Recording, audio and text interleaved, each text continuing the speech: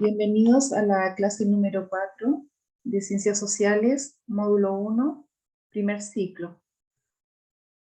Y como hay ya nuestra costumbre, vamos a iniciar nuestra clase haciendo un repaso de lo que fue la clase anterior.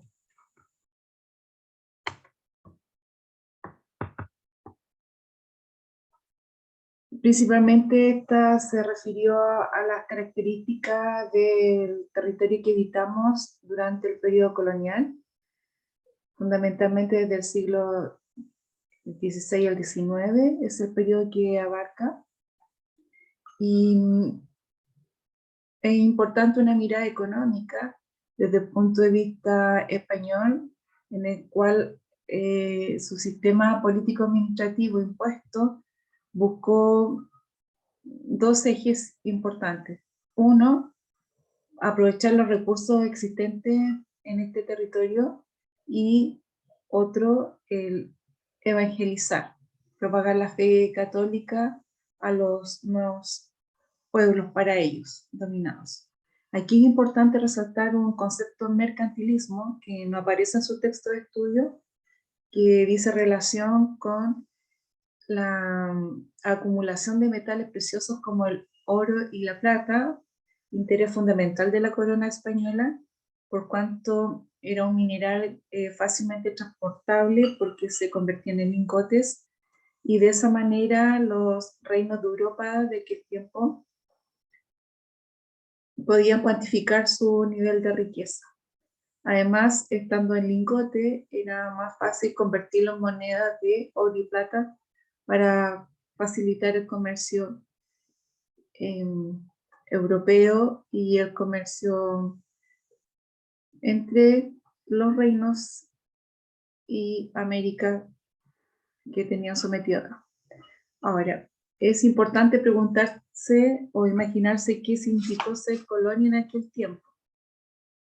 Bueno, estamos bastante alejados de la época, pero implica que la persona se le implanta un sistema político-administrativo, una forma de pensar y un modo de vivir y de ser a partir de que es colonizado. Cambian todo lo conocido por sí mismo previamente hasta esa instancia, y comienza un periodo de dominación. Hay un cambio en el lenguaje, un cambio o intento de cambio en la cosmovisión del mundo. Por primera vez tienen que verse sometidos a un trabajo muy, muy precario, en condiciones de esclavitud. Se ven enfrentados a tener que pagar impuestos a la corona, a la iglesia, ante lo cual muchos de los pueblos no están acostumbrados al pago de impuestos, excepto aquellos los que al norte del país estaban dominados por los incas, a los que sí había que hacerles una retribución fundamentalmente en cereales, pero ahora es distinto, es un trabajo de esclavitud. ¿Cómo lleva a cabo la corona española este sometimiento? A través de instituciones. Pensemos en España, donde estaba el rey, ¿cierto?, a la cabeza de todo el funcionamiento político-administrativo. Tenía una institución llamada Consejo de Indias y Casa de Contratación. Y en América, a modo de espejo de esta institucionalidad, encontramos al representante del rey, que conocemos como virrey, al gobernador, real audiencia, y una institución muy cercana al pueblo, el cabildo, que hoy día es la municipalidad, que es la instancia más cercana que tiene un habitante que habita un espacio. Les sugiero allí un video para aportarles en este contexto. El siglo XVI, económicamente, se basó principalmente en la minería, la extracción del oro y la plata, como le había señalado, ya que respondía a un contexto de mercantilismo, que era el sistema económico que imperaba en Europa. Posteriormente, para el siglo XVII, sabemos que ya las minas están agotadas, por lo tanto, giró la economía a la agricultura y a la ganadería. Recordemos que cuando venía el conquistador español, el premio más importante era, para el español, era la tierra. Entonces, esta tierra comienza a dar sus frutos.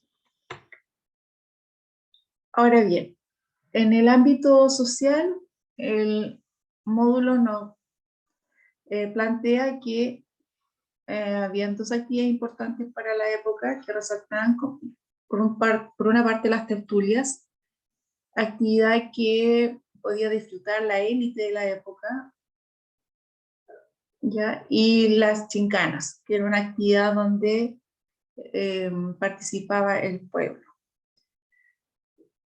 Las chincanas hoy en día es lo que se asemeja a las celebraciones de las fiestas patrias, lo que ocurre en torno a los días pre y post 18 de septiembre, para que se hagan una idea.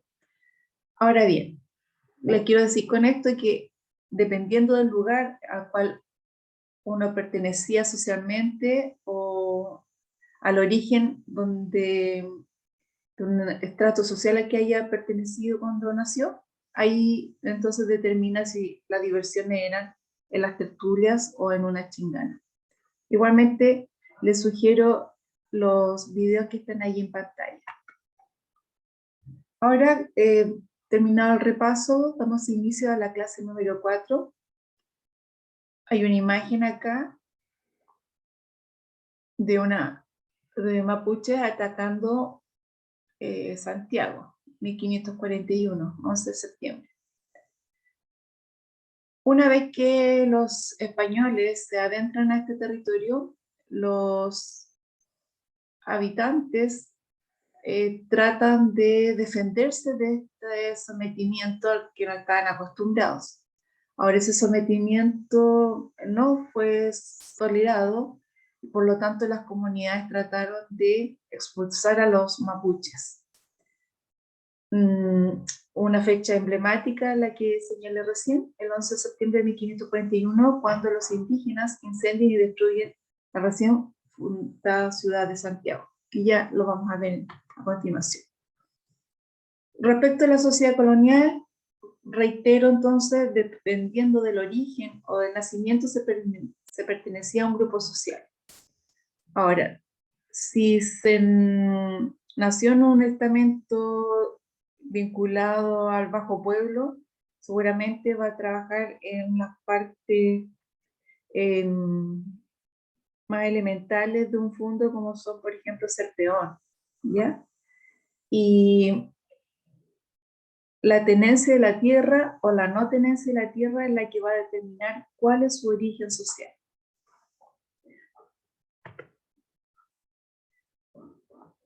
Ahora bien, en relación a los alzamientos indígenas, les señalaba que muchos indígenas se resistieron a la llegada de los españoles, pero esta resistencia no fue igual en todo este territorio. Por ejemplo, al norte de Chile fue un dominio relativamente fácil para los españoles porque los pueblos del norte tenían la cultura de pagar impuestos a los incas. Por lo tanto, que viniese un opresor, si bien generaron alguna resistencia, pero finalmente lograron ser dominados. Sin embargo, en torno al río Biobío, la lucha fue tenaz por los pueblos originarios, ¿ya? Y el río Biobío se va a constituir en una frontera muy difícil de traspasar por los españoles. Ahora, los indígenas que fueron sometidos por los españoles tuvieron que trabajar para ellos en la construcción de fuertes, en la construcción de ciudades, en tareas agrícolas, y también produjo en el área frontera un intercambio más constante, lo que fue propiciando el mestizaje por ambos lados. Por lo tanto, nosotros nos podemos reconocer como mestizos. Ya tenemos la mayoría de los chilenos porcentaje de sangre mapuche.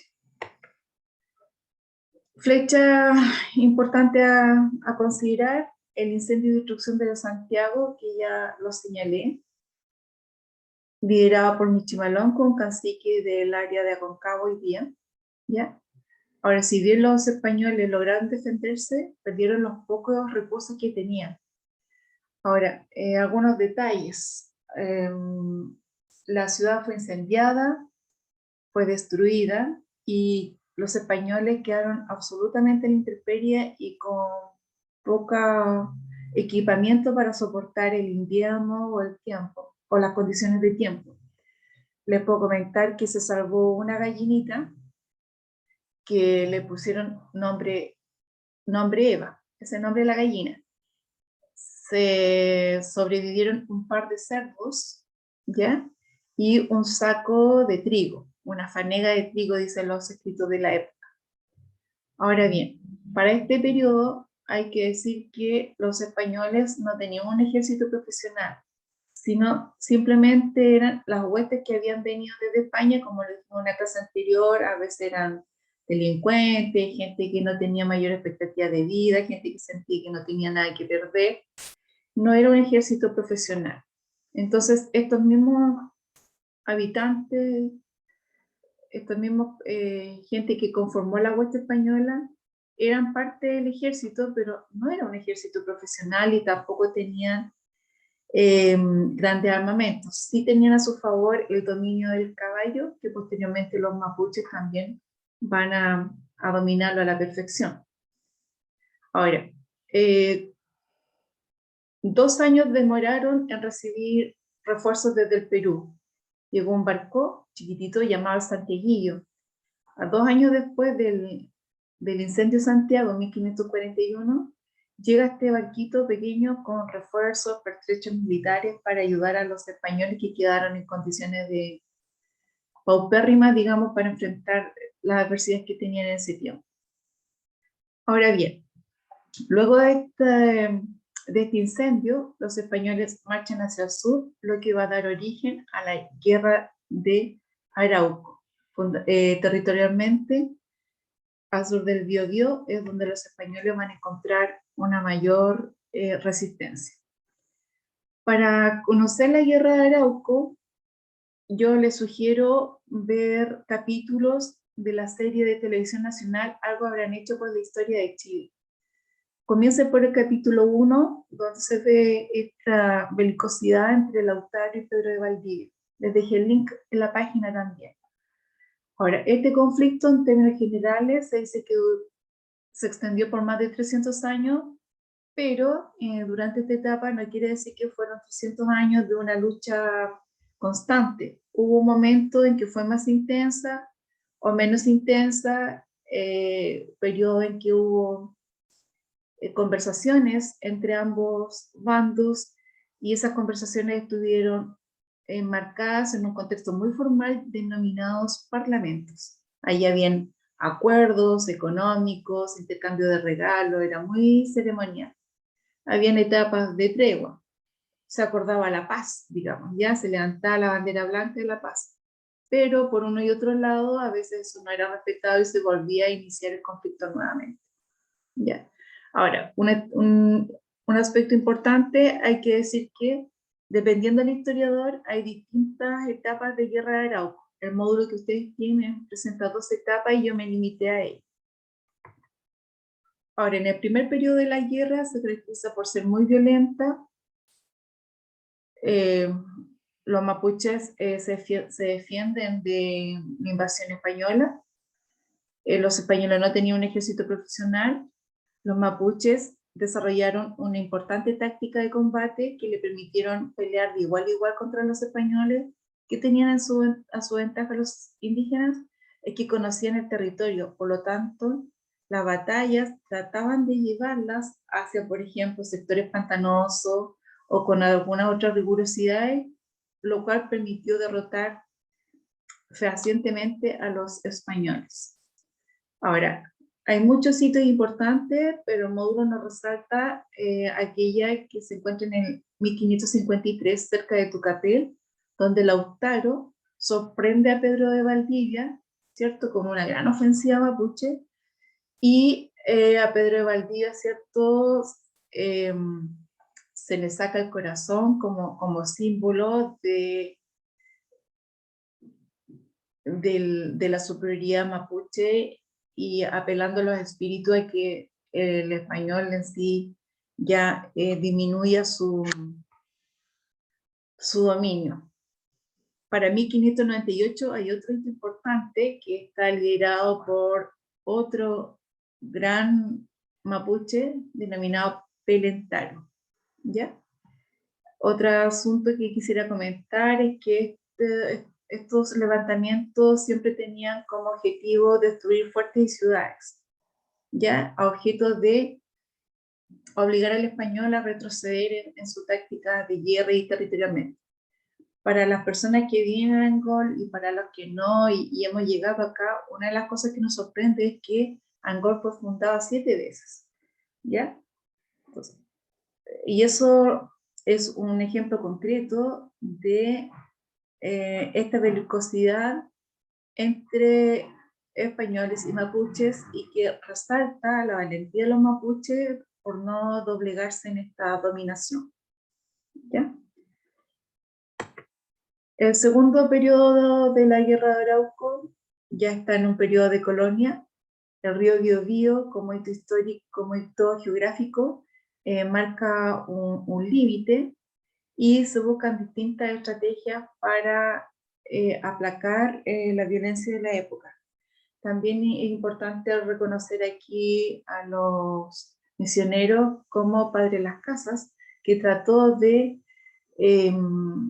manifestar la violencia con que se está tratando al mapuche acá, porque hubo una ordenanza donde se le permitía a los españoles, a aquel indígena que estuviese en una guerra, sea capturado y se transforma en esclavo. Pero en la práctica a veces no había un contexto bélico como una batalla propiamente tal, o una parte de la guerra así muy ofensiva, y capturaban a los indígenas sin motivo, y como había una ley que le permitía convertirlos en esclavos, aprovechaban los españoles de esta situación. Como les digo, esta situación por medio de algunos misioneros fue dada a conocer para que se interrumpiera esa práctica, pero no fue siempre así.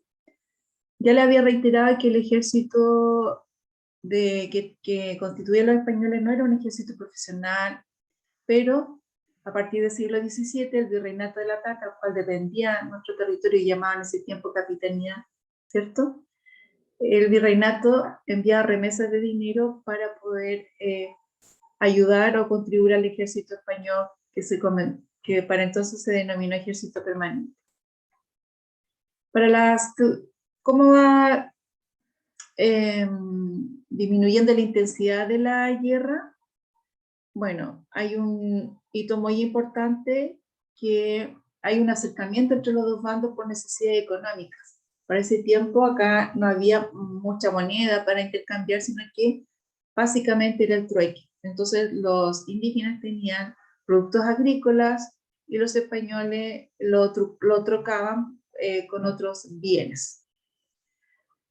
Otro punto importante en la segunda etapa de Arauco es que constituye un encuentro formal entre ambos bandos para firmar la paz. Este hito se denominaba Parlamento, que era un encuentro entre autoridades coloniales y los mapuches. Era, como reitero, un momento muy ceremonial. Se intercambiaban regalos, habían acuerdos, se prometían respetar los acuerdos, pero como les digo, luego por uno o por otro lado esto se olvida. Por acá cerca de Angol está Negrete, y allí se desarrolló un importante parlamento, que sería importante poder físicamente saber, con un hito físico, ¿cierto?, que nos muestra hoy en día para quienes tienen la oportunidad de conocer por allí o que vayan a visitar donde se desarrolló. Ahora bien, la convivencia a veces fue rota por malones o malocas. Y esos conceptos ustedes los encuentran en su libro en la página 58, ya preferentemente en el área de frontera. Les invito a revisar su módulo para ver los significados de estos conceptos. Y la frontera se estableció como un hito importante de intercambio comercial, cultural y étnico, ¿ya? Y el mismo intercambio de comercio dio paso al mestizaje de ambos pueblos. Ahora bien, luego de esta pequeña explicación, les voy a pedir que en su cuaderno escriban con sus propias palabras qué entienden por mestizaje, encomienda, chingana, malones, malocas, frontera. Y revisen los puntos principales que he puesto acá como síntesis. Y otra actividad a completar en su cuaderno como la pirámide social durante la colonia. Para cierre y conclusiones, les sugiero ver el video que está allí sugerido en esta imagen. Otro video sugerido, más unos puntos que concluyen el tema. Muchas gracias por su atención. Les deseo un buen fin de semana.